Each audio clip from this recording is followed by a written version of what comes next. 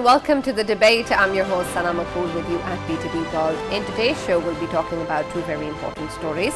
The first story is with reference to a statement that has come out from the Indian side, where the Indian Army Chief has said that the ceasefire on the line of control between Pakistan and India continues to hold because India had negotiated the ceasefire agreement from a position of strength. And this, of course, has been refuted by DGISPR, where, of course, these claims have been called misleading, since they are. This ceasefire agreement was in place due to the protection of the people of Indian illegally occupied Jammu and Kashmir. And as rightly pointed out by DGISPR, no one should construe that as their strength or their weakness. And this perhaps needs to have further clarification as well for the people across the border, that this agreement was not negotiated from a position of strength from the Indian side.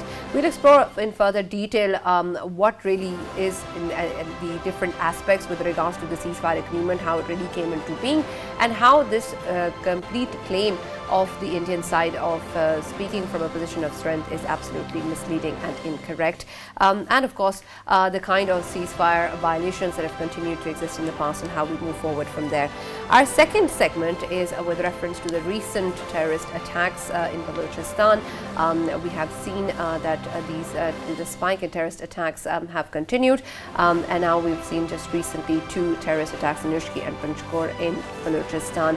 And now, of course, there are also reports coming in that the handlers have links with people in Afghanistan and in India as well. And as always pointed out by Pakistan, this needs to be something that has to be worked out. India has always used Afghan territory and its own soil as well against Pakistan. And then, of course, Afghanistan's reassurances have also been required as to how their soil will not be used against Pakistan or any other territory for that matter. And that was another point that was emphasized upon since the Taliban regime have taken control in Kabul. However, we see that perhaps that sort of security from the Afghanistan side is not being lended to Pakistan just as yet, and what needs to be done about it. We'll explore that in further detail in the show. We have with us Mr. Farrukh, Pitafi and Mr. Faisal with me in the studios. Once again, I will be joined by experts online as well, and I'll introduce them as soon as they've joined us. We have been joined by Lieutenant General retired Mr. Naeem Khalid Lodi, who's a former National Security Advisor. Thank you very much, General Naeem, for joining us in the show. I'll start with you. We know that the statement has come out from the Indian Army Chief talking about how the maintaining of almost a year-long ceasefire agreement on the line of control has been because of India's efforts from a position of strength, something that he wants to take credit for. Can you kindly comment on the statement first? Of course, we realize that the DGISPR has already spoken about how misleading and inaccurate it is. Thank you very much. You know, whenever we talk of a position of strength, there are always some indicators. The first thing is that this was not a new agreement. This was an old agreement which was reinstated again because of, both sides thought that it should be done that way. But if we talk about the position of strength, then the world has seen what happened to their surgical strikes, which they claimed, not once, but many times. What happened to them, once their aircraft tried to cross, they came across, and then whatever our retort was, everybody saw that. Whatever happened to them with the Chinese skirmishes, we are all aware about that. Kulbhushan Yadav is with us. So that is a testimony that who is in a position of strength. They have been rolled back from Afghanistan, so we can see who's in a position of strength. So I think it is a laughable thing which their chief is saying. And possibly just to try to pull up the morale of his own troops, because we all know what is the sad state of affairs as far as their morale is concerned. So I don't know that on what basis he has said that. In my opinion, even a statement from ISPR was not required at all. It was just, right, I think, to remind him that whatever you are saying is wrong. So it is a baseless thing. I don't think that. Since you are talking about this very press conference where he was speaking, and we know that he tackled many issues regarding jointness and theatralization. So the question at this moment is regarding what his angle might be. Is there a possibility that because now there isn't any CDS, he was actually trying to angle himself into that position, and that's why he had to actually placate the hard right in India that is ruling the country, sir? I think your observation is correct. It has merit, because this was his first important event as a CDS, as he has newly taken over that post. And probably he was talking in a more broader sense to all the forces. But then he should have kept in mind that all the events which I have talked about, we should also could have, kept in mind whatever happened to them on the other fronts. So anyway, the world is not that naive today, and even their own forces and their commanders could not be that innocent that they did not understand that what he's saying and what is the purpose of whatever he's saying. So I think it's a hollow thing, and we need not give much credence to it. And the world will also not listen to him as far as that thing is concerned. They are very well aware what actually happened. Yes, and if you can allow me, now at least we know that if General Narwane can't be the CDS, at least there is another profession he can choose for post-retirement, and that is of being a stand-up comedian, because the position of strength, let me explain what kind of position of strength we are talking about here. Right. Last year, if we look at precisely the same time, February, March, was the same time when they had a lack of troops in Eastern Ladakh, and what they had to do is they had to move 2 of their infantries and 1 artillery from their 1 corps, which happens to be the main strike corps for them, and they had to move them from there. Why? Because it was a position of strength. General Narwane called it a position of strength. And why he had to move? Because he knew that there is no one to defend the country from the Chinese side. He is the very general who's facing 2 fronts, and he's calling it a position of strength once again. And if we further look at the situation of the country, his defense minister Rajnath Singh, he himself said it in the parliament that 38,000 square kilometer of Eastern Ladakh is with China, and here he is, the general of the country, the general of the Indian army. He was asleep and he does nothing about it. He is the same general who has an oath that a single inch, if it goes to the enemy, he will fight and recover it. Where is he? Is it a position of strength? I just wanted to know what kind of position of strength he is talking about. So to me, I think he would turn out to be an excellent comedian in the future. Right, Faisal, and we understand, of course, that this statement is as baseless as you've pointed out. General Naim, with reference to, of course, when we were talking about how perhaps this could be to placate the right wing, or it's said for some angle or some sort of an objective, this, of course, is still credit for holding up a ceasefire agreement between India and Pakistan, a peaceful thing. Is that really something that the Indian regime is willing to take credit for or is proud of? Because that means that they should be even then opting for dialogue or other measures for peaceful relations with Pakistan. Actually, we all know that, there were huge civilian casualties on both sides, because collateral damage is always there. Once there's heavy artillery fire and heavy small arms fire also. So I think Pakistan rightly thought that, Kashmiris, whether this side or that side, we would not like them to get hurt. And also the Indian army was getting hurt because every time whenever we retaliated, we destroyed their bunkers with artillery, with guided missiles, and there was no let up in that. Every time they were losing their soldiers and officers, and because of that tension which was there, you must have heard that in those days there were many suicide cases within the Indian army, and even to the extent that some of the soldiers, they shot their officers just because of that tension they were going through. So I think it was also in their own interest, although we also wanted the ceasefire. We never actually initiated those violations, and we always responded rather than initiating it. So they tried their best. Actually, they wanted to put a curtain over all the things which had happened to them as far as their surgical strikes are concerned, and other, their Air Force, tried whatever they did, whatever happened to them elsewhere in China. Right. So they just wanted to have a cloak on all this, and that is why he's giving all these statements. Otherwise, I think the facts are very clear.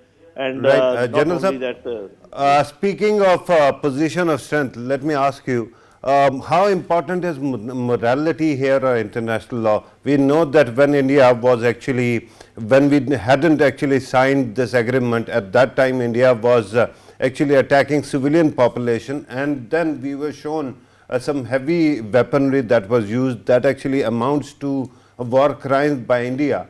And speaking of moral strength, that seems to be that India was on the receiving end. Pakistan has a problem that on both sides of the border or LOC there are Kashmiris, and Pakistan could not actually attack the civilians. India, however, kept on doing it. Secondly, Rahul Gandhi, day before yesterday, also made a very interesting statement where he said that due to this government, China and Pakistan are now a single front.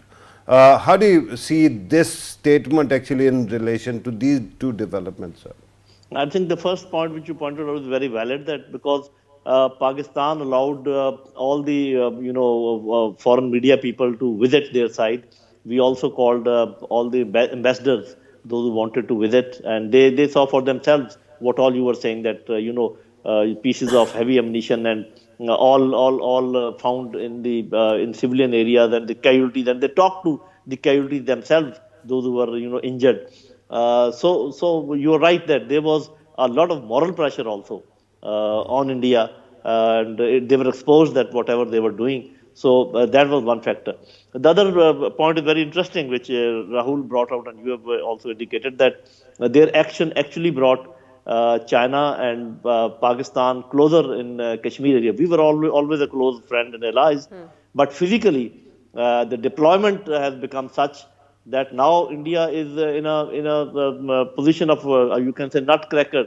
On one side there are Chinese pressure, on the other side we are sitting, and that is why you must have also noticed that their chief also offered some reconciliation on Siachen, because now that is the area where this side the Pakistanis are sitting and the other side the Chinese are sitting. So actually they are in a very difficult situation, militarily, morally, and it is only this political expediency, anti-Pakistan, rhetoric, which gets them certain votes because of the lot of extremist elements, and that is, I think, the basis of saying all this. General Lodi sir, this is where I wanted to come towards, as we know that upcoming elections in UP, of course they are going to take place very soon. Could we say that highly politicized military of India today, what they are trying to do is they're trying to give another slogan to BJP to get into election and win the election on the basis of position or strength, sir, this time? I think they are taking a great risk. Why do I say that? Because you must have heard yourself also that now the civil society of India is speaking up.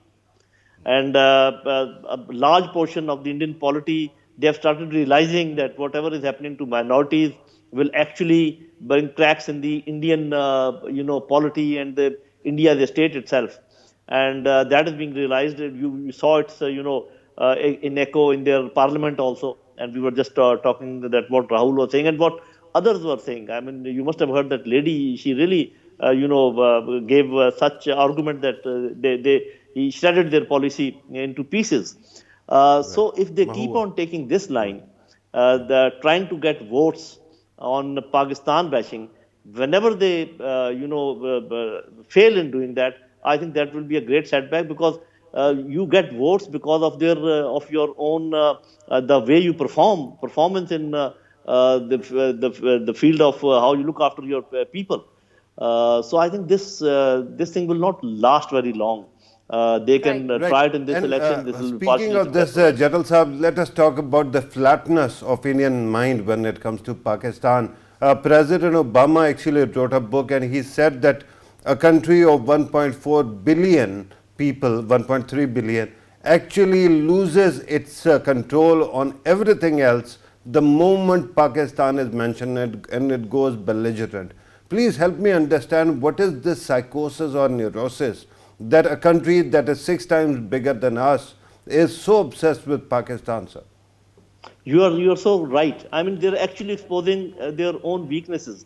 If such a large country, as far as the land mass is concerned, as far as their economy is concerned, as far as their population is concerned, they actually should be very, very confident. And actually, we should have been shouting at the top of our voices that this is happening to us and that is happening to us. And they should be very cool and quiet, absorbing all that, or just having a flat face rather than this flat policy which they are having. So I agree with you that there are some hidden weaknesses within their thinking, or actually within their polity, which they want to bridge by saying all the things which they are saying. And I think this must be seen by the world at large also. And the Americans must be thinking that what sort of ally we have chosen, especially once they have, there was something presented in the United Nations, and they abstained. Even it was American, I think they wanted something to get it through, but it didn't.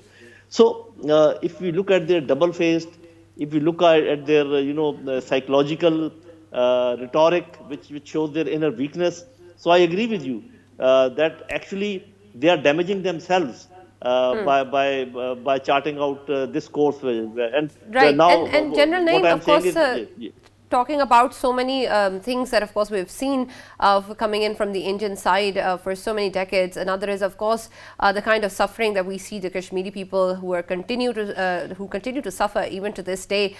Tomorrow, we're going to be observing Kashmir Solidarity Day, and we've been doing that for so many decades in the past as well. And the situation in which the Kashmiris are living keeps on deteriorating, even though their resolve is stronger as ever. But however, there's so much that needs to be done to actually do something about it.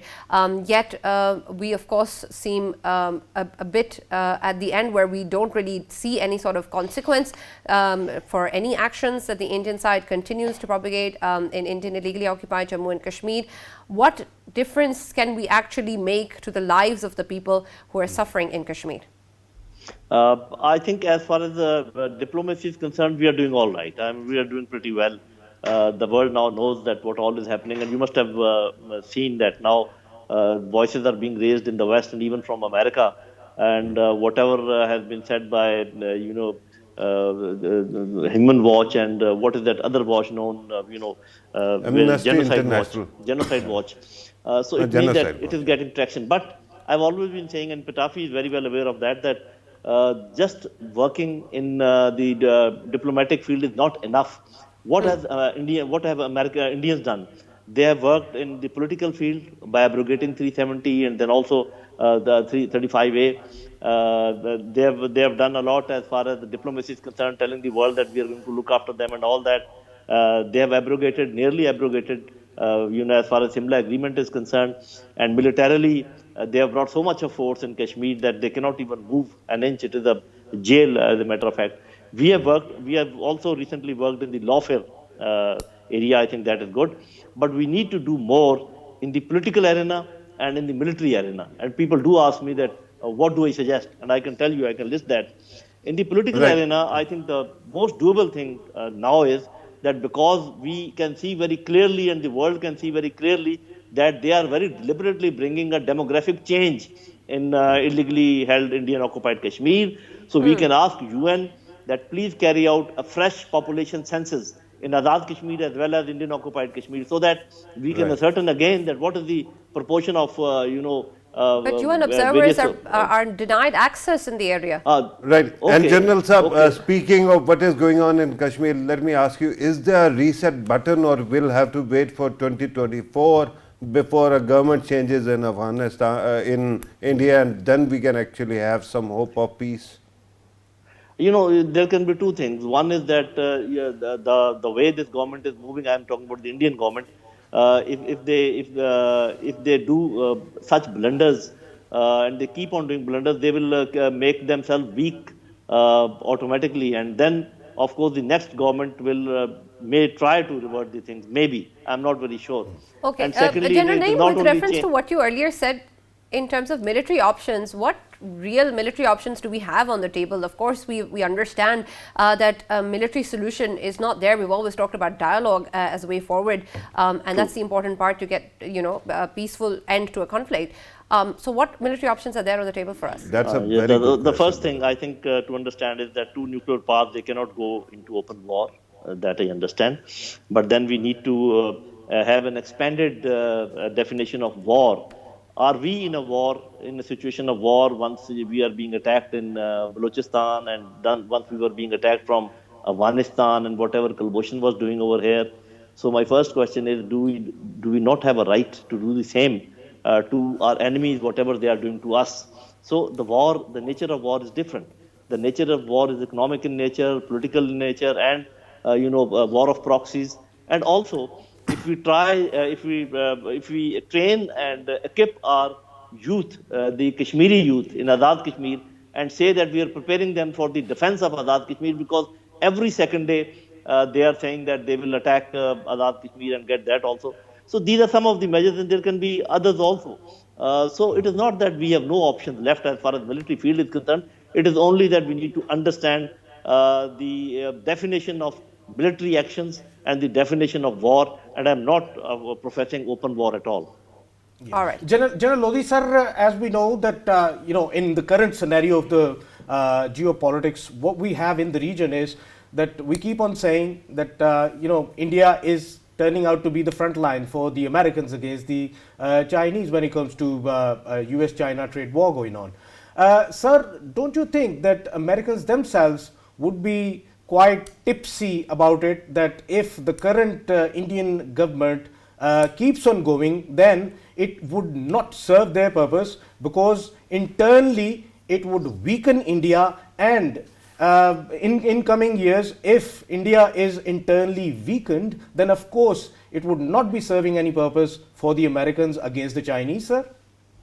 Yeah, that is true. Americans by now should have been disappointed because of 2-3 counts. The first is that America was preparing India to be the policeman of this area once they leave Afghanistan. And they have seen that they have not been able to come up to that standard. So they actually left Afghanistan even before the Americans. So that was a big disappointment as far as America is concerned. Then once there was a small skirmish between Chinese and the Indians, again the outcome was disastrous. So again, Americans must be thinking that, what have we done? You also know, we know it, they got S-400 from Russia. Americans were cut up on that. They are trying to cultivate relations with Iran. Americans are not very happy on that. So it is not only weak or strong India. It is also the attitude and the actions which were expected from them. They are not up to them, and their relations with other countries, which probably America must be not very happy on that. So they must be reviewing it. I am not very sure, but let us see. Let us wait. What else is there in future? But I agree with you that they would like to have a strong India, but somehow or the other, it is not only money that makes a country strong. There are many other factors also. Right. General Naeem, when earlier we were talking about different options that of course we have in terms of the issue of Kashmir.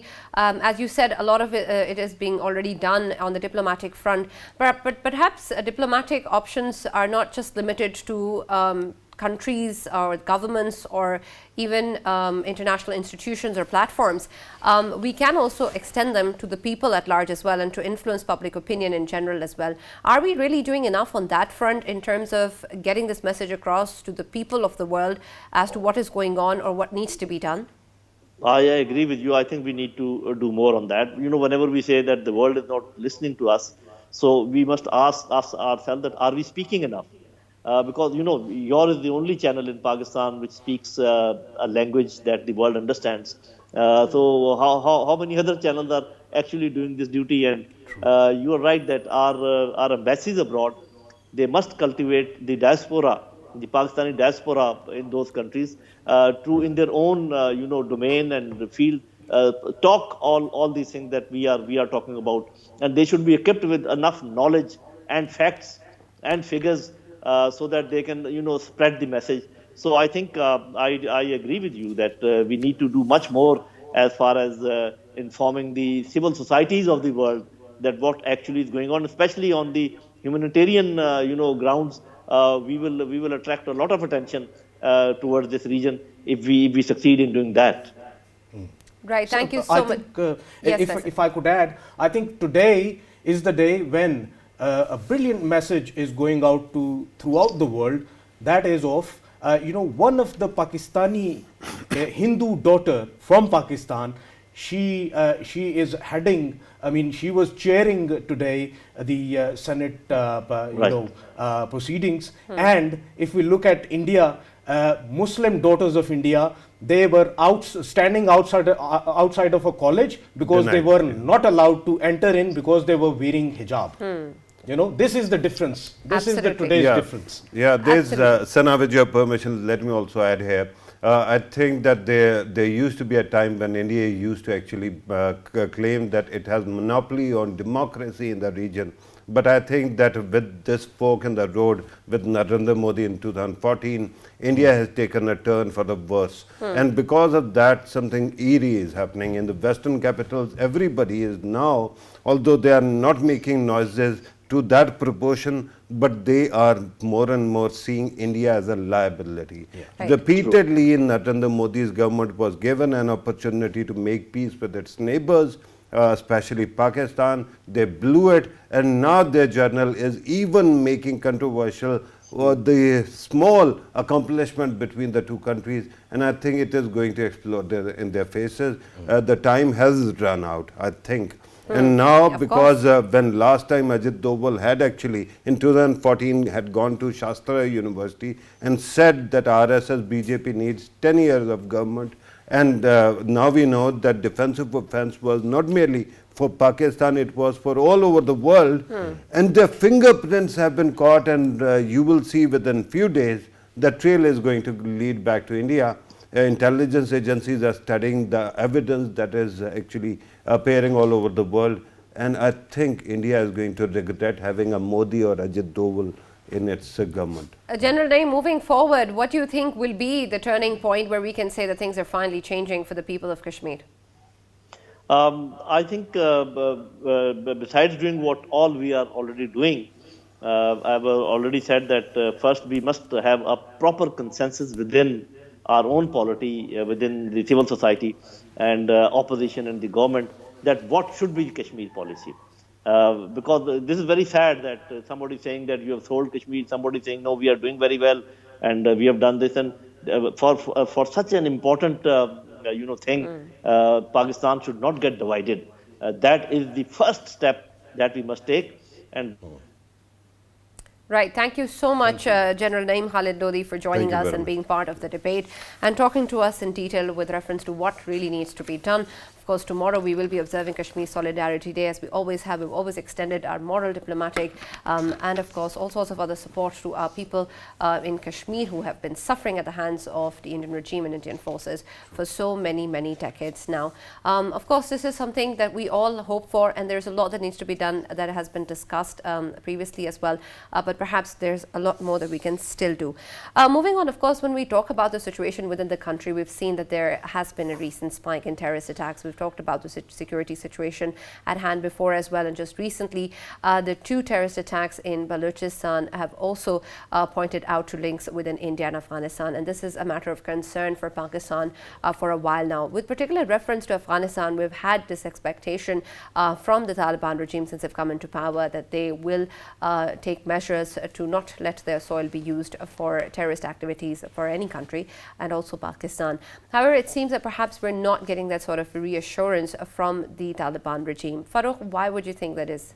I don't think that it is a question of reassurance. I think last time our NSA was there was reassurance that Afghanistan soil will not be used. But in order to actually see how it works, remember we are talking about a country where you had a big military deployment for 20 years, and despite that there was hardly any control by that administration. So Afghanistan is a big country. It has many places like Torab or other places where terrorists can hide, and it can be operated that way. I think that we'll have to keep on working with Afghan authorities. Simultaneously, when it comes to the Indian side, I think that what is happening in Balochistan elsewhere is actually has a distinct fingerprint of Indian intelligence agencies. And I will once again take you back to 2014 defensive offense speech, where he had actually said and threatened that if we are under fire, we are going to make life in Balochistan impossible. So it shows their desperation, and I hope Pakistan will prevail. Right. We have been joined by Brigadier Retired Mr. Saad Mohammed, who's also a former defense attaché in Kabul. Thank you very much, sir, for being with us in the debate. With reference to, of course, what we're discussing, that we see the recent spike in terrorist attacks in Pakistan, particularly the ones in Balochistan, and now we also see evidence with links to Afghanistan and India as well, and how these soils have been used against Pakistan for a while now and still continue to happen. What should be our response in terms of dealing with such increasing reports and evidence that keeps coming out and pointing towards these terrorist activities being linked to Afghanistan soil and Indian soil, in terms of what our security policies or frameworks tell us and define for us what needs to be our way of action moving forward with the current regime in Afghanistan in particular? Look, these terrorist attacks, both in Pakhtunkhwa and Balochistan, and some of them reaching out to parts of the federal capital and the capital of Punjab province. Now, these are a matter of great concern for Pakistan. It leads to political and instability. It leads to economic instability, because a country which is facing such terrorist attacks, such major terrorist attacks, will suffer economically also. So it has come to a point where it's totally unacceptable. Now, India is an enemy state, and it will keep working to destabilize Pakistan. It will also try to stop CPEC in its tracks, because it sees economic opportunity. That is an economic opportunity for Pakistan, which India cannot, just ignore. Now, we seem to somehow have a soft corner for the Taliban by not at the state level, and at the talks level. I've also seen that we have not been able to clarify our thoughts vis-a-vis the Taliban. Now, the TTP aligns itself with the Afghan Taliban. They call their head as their own head. These terrorist activities have spiked ever since the Taliban have taken over control of Afghanistan. Not a word of condemnation has come from the Taliban. Rather, we have been advised to talk to them, and they consider it as a internal matter of Pakistan, and they would not like to get into any controversies which with regard to the internal issues in Pakistan. The other country that needs to be cautioned, and that is Iran. Some of the Indian agents, like Gulbashan Yadav, is a clear example, was settled in the Sistan Balochistan region, working as Muslims and carrying out terrorist activities against Pakistan. Another factor is that we must not vitiate our relationship with the United States. It's a superpower, and we need to be very careful in dealing with the... Right. And since we are talking about terrorism, there have to be some policy instruments that can be used, right? One is, of course, fencing the border between Afghanistan and Pakistan. We have done it. Indian side keeps on spreading propaganda that somehow Afghan Taliban have destroyed it, but that is not true. On the other side, Pakistan is also working to fence the Goldsmith line, that is the border between Iran and Pakistan. What else, what other steps can Pakistan take to actually take care of these matters? Because I totally appreciate your point of view that we shouldn't be cutting Afghan Taliban or TTP any kind of slack, but you have to have some kind of mechanism to take care of all these matters, sir. What are those steps? Now, the step is that we must talk to the Taliban and tell them that they made a commitment at Doha in the Federal 29th Agreement, and that was that the Afghan soil will not be used against any country, for that matter. Now, Pakistan has become a victim of that, and the Afghan territory is being used. What we least expect is a word of condemnation for these attacks which the TTP has claimed. The TTP is not shying away from claiming any of these attacks. they can be stopped. I do not agree with the Taliban contention that, some of the analysts here in Pakistan saying that they do not control the territory. Now, if they do not control the territory, then they have no business to rule Kabul and no business in making commitments at Doha that the territory that they will occupy will not be used against any other country. So, Afghanistan, we have leverages which we can apply there.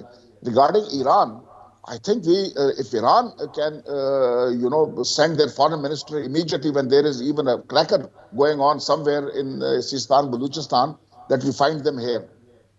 Another factor that we must, take note of, and that is that most of the countries in the region, as well as the United States, are against CPEC. So we will be facing problems even if all these countries, we caution them and we tell them that, it's unacceptable. But there will be. That's why I had mentioned earlier that we must improve our relationship with the United States and tell them that CPEC may not be as dangerous to their interest as it seems to them. So we need to talk to them.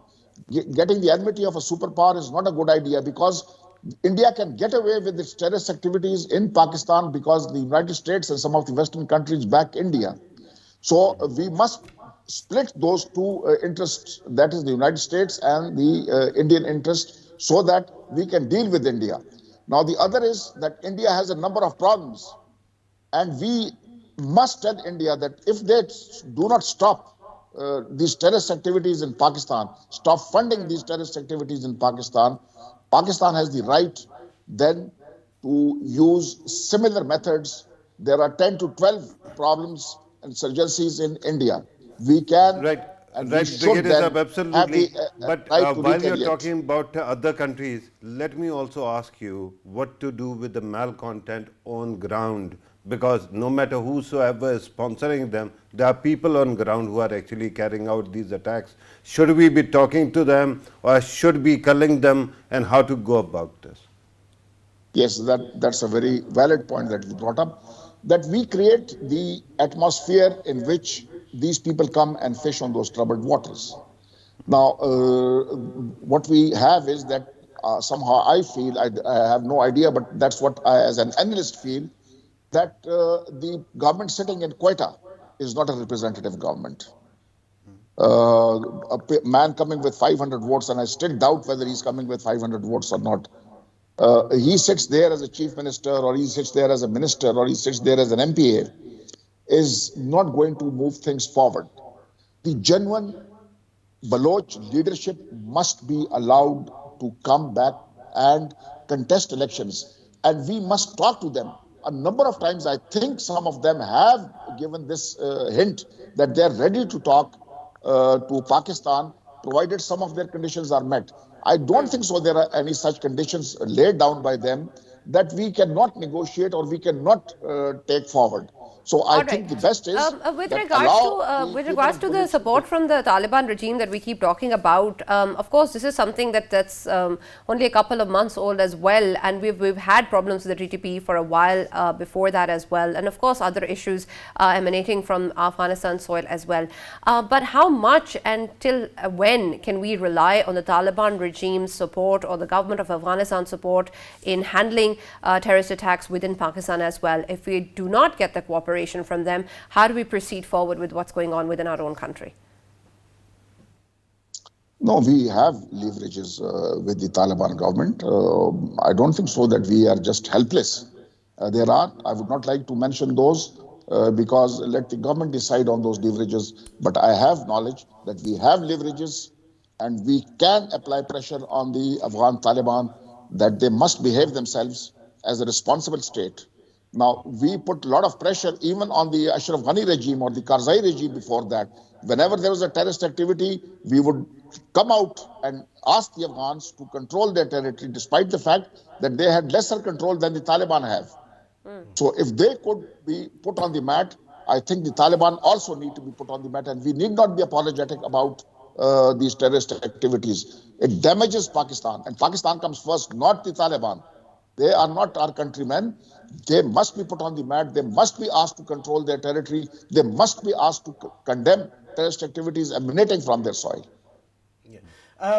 Brigadier Saad, there is sort of, how I perceive it, that in two provinces, Nangarhar and Kunar, we keep on saying, of course, there is a presence of ISIS Khorasan, and ISIS Khorasan is a constant threat for Taliban as well. We saw in recent past they have been conducting terrorist activities within Afghanistan as well. So Afghanistan Taliban regime is facing a dilemma where they have to look after the humanitarian crisis. At the same time, they are facing terrorism as well.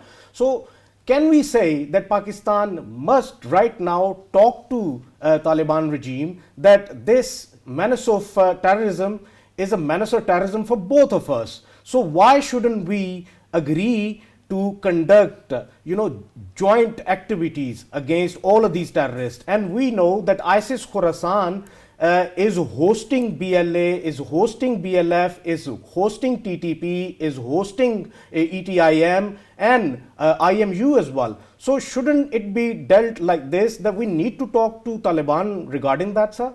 And Brigadier Sahab, while you are at it, can I also request you to add to it regarding what kind of punitive measures can be taken or reprimand can be there if cooperation is not given by the other side? Right. I'm talking about the Afghan Kabul government. Yes. Now, for example, if you are talking about these, the blurred lines between these various terrorist activities and the terrorist organizations. For example, I'll just give you an example. The TTP was working with the Afghan government of Karzai and Ashraf Ghani. It was working with the Tehreek-e-Taliban Afghanistan. It was working with both of them. It was working with Al-Qaeda also. So these lines are very blurred between these terrorist organizations. They keep on helping each other that way. So there would be, some nexus between the Tehreek-e-Taliban Pakistan and the IS with the BLA, and the TTP also with the BLA. They are all anti-Pakistan organizations, and they will have some sort of cooperation and nexus between these organizations. So we need to now... Yes, carry on, please.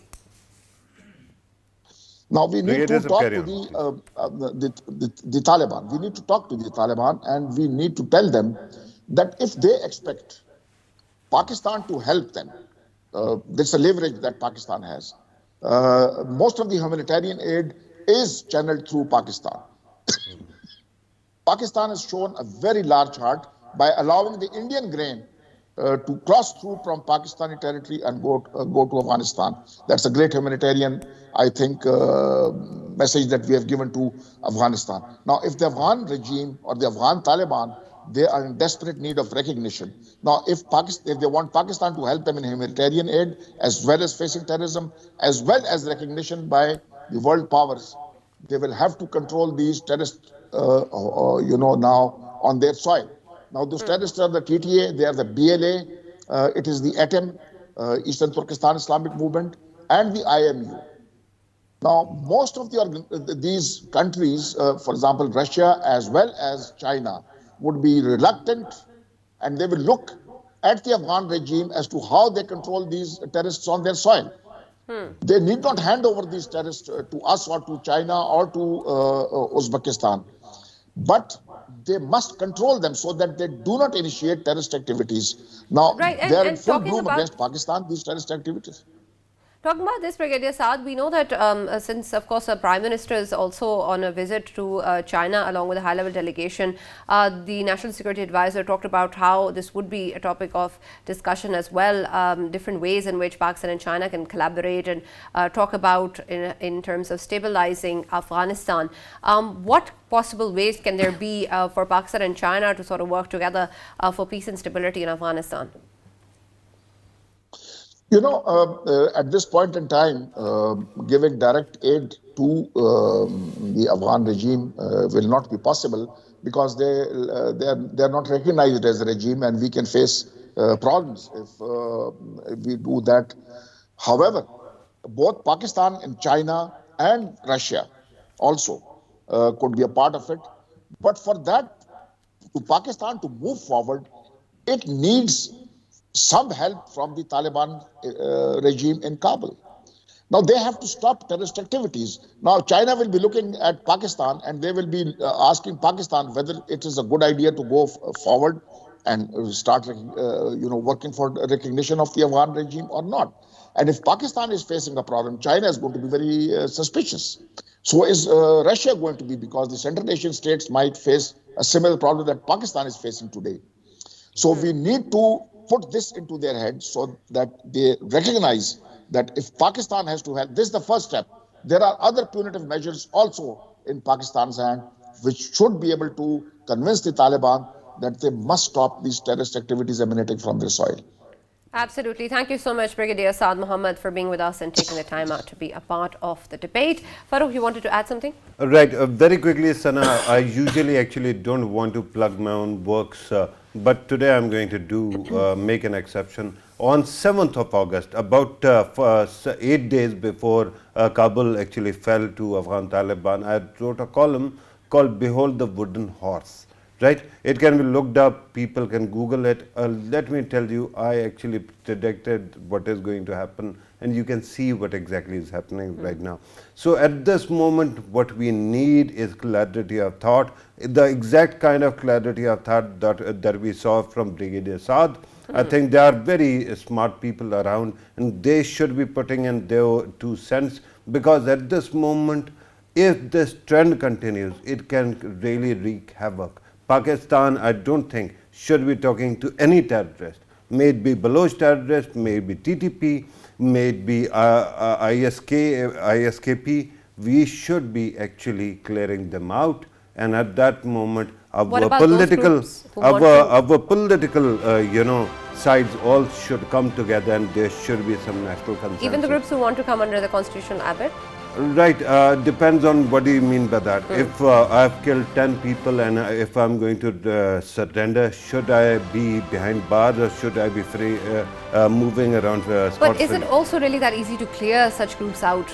Don't they keep on emanating you have as well? fought a war for 20 also, years. Isn't it? You have fought a war for 20 years. You are telling me that it is time to stop without a concrete result? I don't think so. Sana, I just wanted to add something. I think as Brigadier Saad earlier mentioned, and I would agree with this, that when it comes to suspecting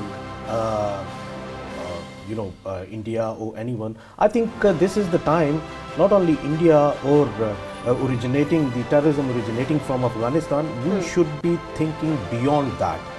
There are players in the region, as he has mentioned, one Iran, because I would never ignore the fact that there are instances in Pakistan, very recent one, last week one, where 11 people got caught from Karachi and they were spying for Iran. So these sort of incidents, if they keep on taking place, I think Pakistan must seriously need to think about it, and Pakistan needs to sit with Iran and talk with them, because this is quite serious. Right, one last sentence. I don't think we need to cut slack to anybody. At this moment, Pakistani lives are being lost. They should not be, and anybody responsible should face consequences. Absolutely, and human lives are of course a huge priority for us, Yeah. even if they're not Pakistani citizens. We of course extend our solidarity with the people of Indian illegally occupied Jammu and Kashmir and elsewhere, anywhere in the world who are suffering in the hands of oppressive regimes. Our heart goes out to all of them, and we continue to stand with all of our brethren. And hopefully Pakistan will be acting in ways that is beneficial for its community, its people, and the rest of the world as well. Keep watching the debate. We'll join you back on Monday at 9 p.m. Have a nice weekend.